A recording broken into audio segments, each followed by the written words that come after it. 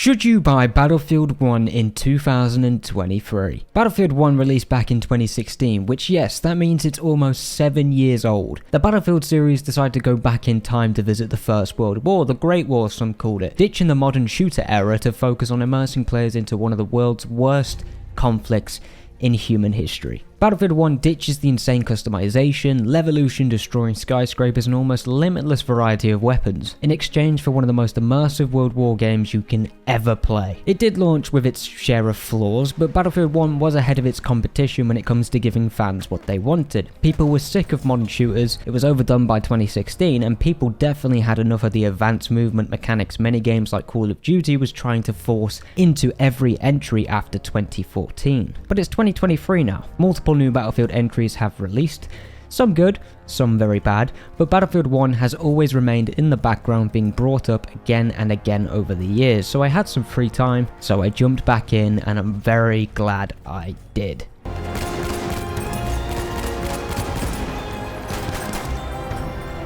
Welcome back to Jack's Game Reviews, or just welcome if you've never been here before. How are you doing? Hope you had a good day.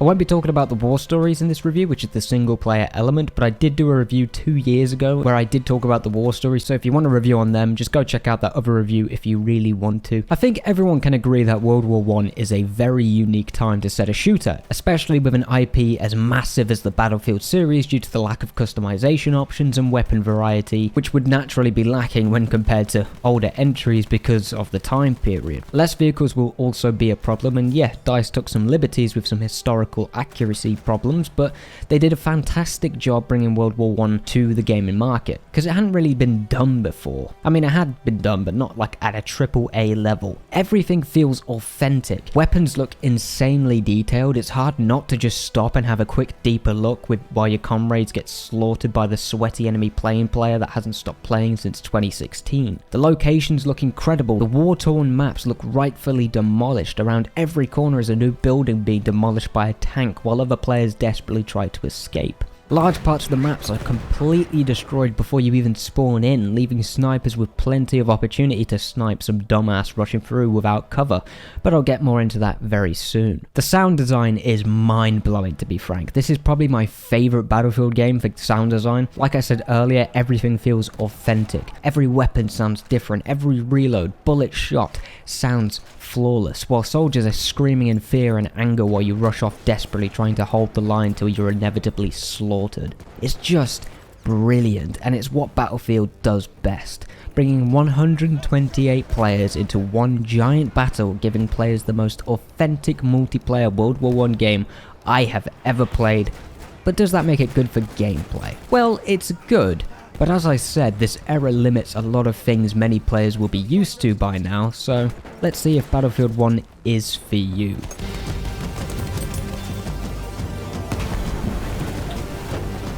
Customization is the weakest point of Battlefield 1, and I totally get why, but at the end of the day, there are a ton of other shooters out there, so I've got to talk about it. Battlefield 1 has a really odd customization system. They split one weapon into 3 different types most of the time. You get factory, optical, and I think they call the other one trench or something like that, specifically for assault. This is DICE's way of trying to add more variety and options to a game that will lack options no matter what you do, especially because of the time period. This often leads to you hopping into the actual customization menu and being left with less than 2 options for weapons. Your zoom in length, and if you just want to use your iron sights, that's pretty much it. I mean, apart from the weapon skins, and while this may not be the case for every weapon, it is the case for most of the weapons I used.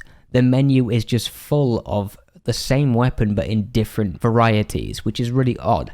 You'd think you'd put the same weapon in and just add customization options that you can unlock, but they didn't do that for some reason. There are a ton of weapons though, many dedicated to specific classes. Assault is mostly automatic weapons and is focused on slaughtering infantry and blowing up tanks just like usual, whereas medics are there to help support your front line. It's the classic Battlefield balancing, and I loved it. That being said, due to how the maps are designed, Recon class, which is the sniping class, seems to be the go-to for many people for multiple reasons, and causes, I think, some pretty bad balancing issues.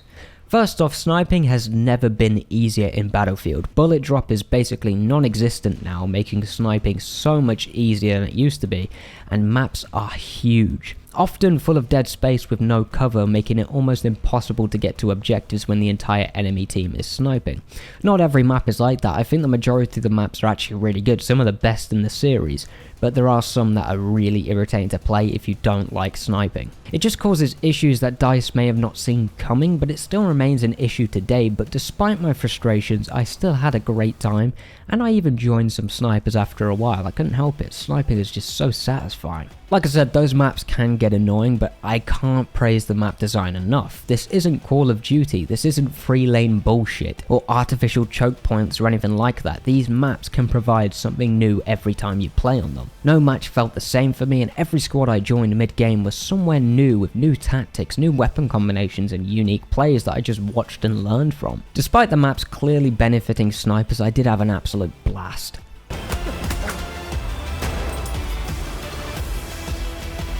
The new game mode, Operations, is fantastic as well, but a little bloated. Operations can last almost a full hour per game, which can get really tiresome when it's the same thing over and over again. Besides, Operations is literally just Rush. I miss Rush, man. Rush on Battlefield 3 was so damn good, but yeah, Operations is just Rush but much bigger. Of course, you get all your classic modes like Conquest and Battlefield 1, so don't fear, you have plenty of game modes to play if Conquest isn't your thing or Operations isn't your thing.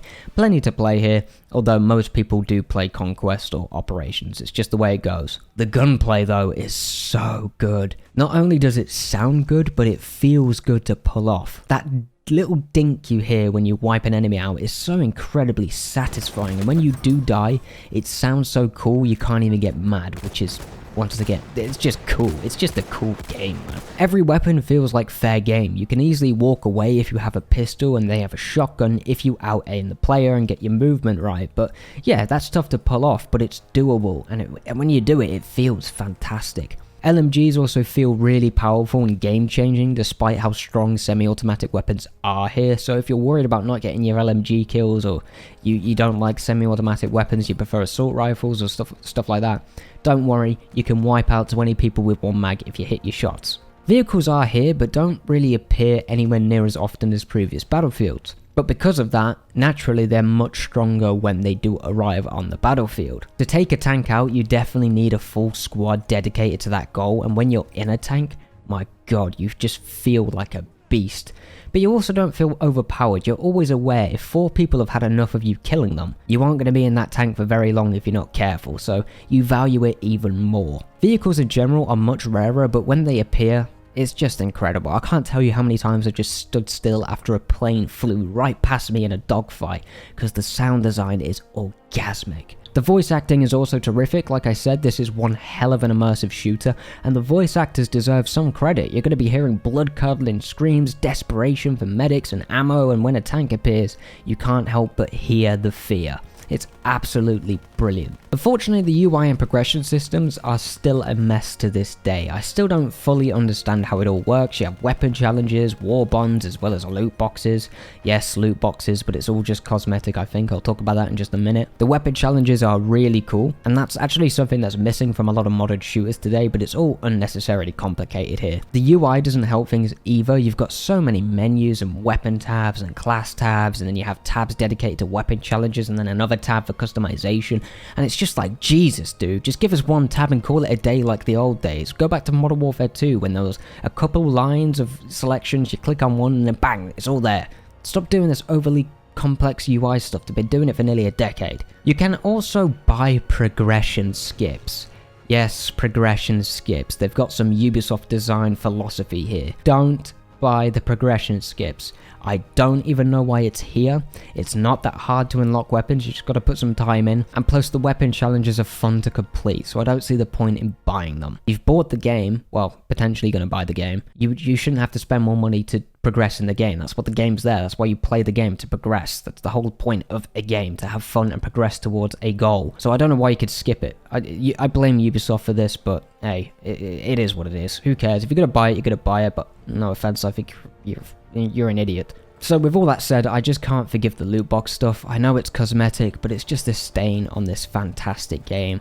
so ignore them as much as you can. You don't need weapon skins, you don't need a gold rifle in World War 1, so just ignore it. All in all, Battlefield 1 is an extremely unique shooter set in a time period that is rarely explored, sacrificing customization for an honest and authentic World War 1 experience that is not only a great game, but a good history lesson as well through the war stories and the terrific direction in almost every aspect. The loot boxes were annoying, but really it's just a blip in my experience. I do think you should absolutely buy Battlefield 1 in 2023, and God, I hope you do, to repopulate the game even further. Thank you for watching. If you enjoyed this video, smash that like button and maybe even subscribe. Thank you.